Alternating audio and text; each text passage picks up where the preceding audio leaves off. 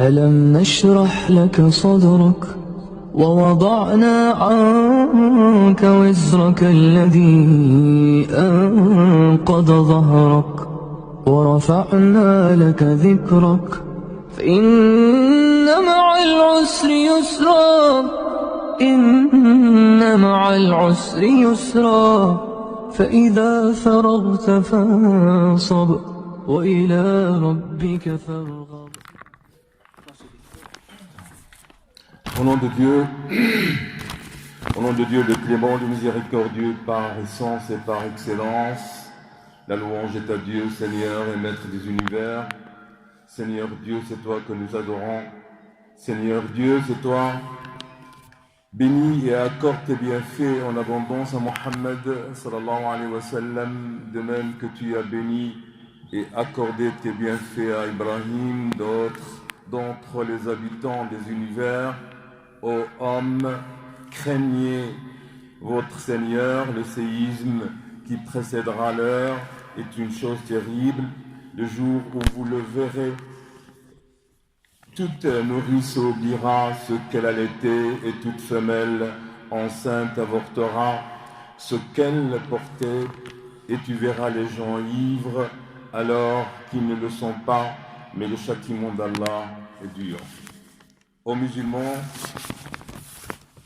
nous sommes toujours dans le thème de la prière et son importance, que la prière est la seule qui fut instaurée parmi les piliers de l'islam au ciel.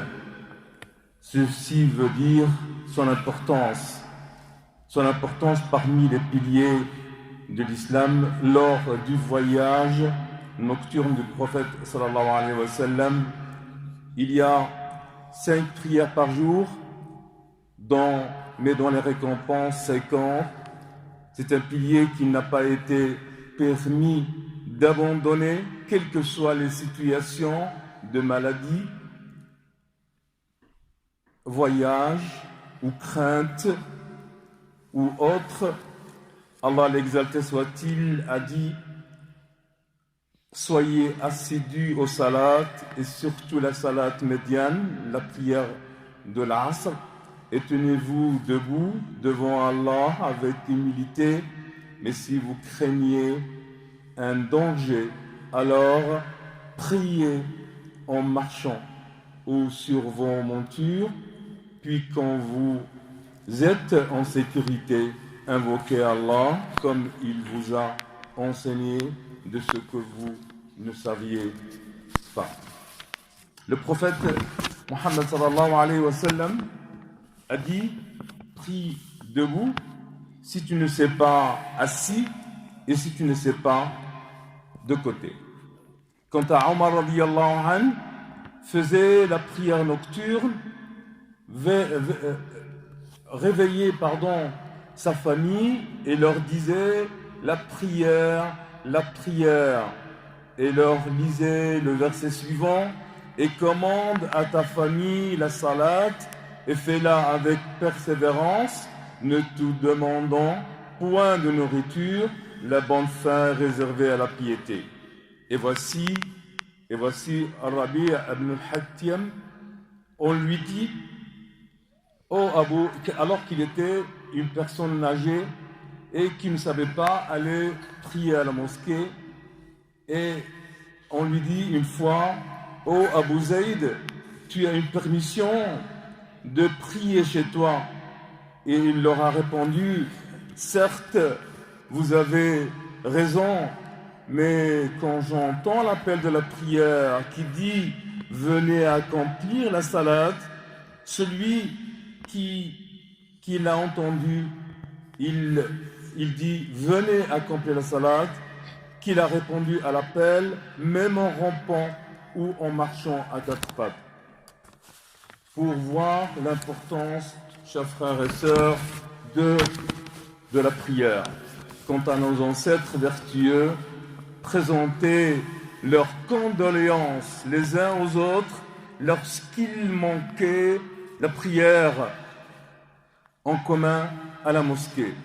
Al-Hatim al-Asam a dit: une fois, j'ai raté la prière et Abu Ishaq al-Bukhari m'a présenté ses condoléances. Qu'en est-il, chers frères et sœurs, entre nous et eux, pour voir que nous, on ne donne pas de l'importance à ce pilier qui est grand. Alors, il disait, si je perdais un enfant, je recevais des milliers de condoléances. Mais la calamité de la religion est moindre chez les gens que la détresse de la vie ici-bas.